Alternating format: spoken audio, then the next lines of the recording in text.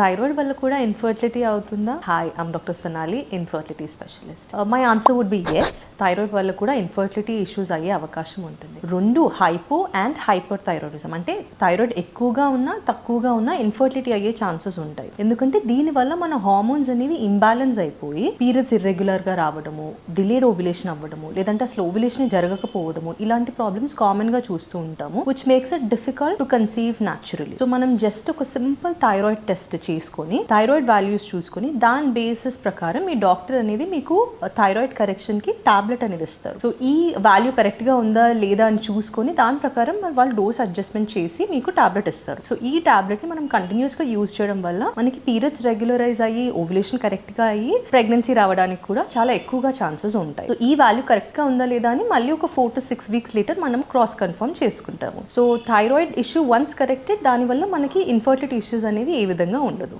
Thank you.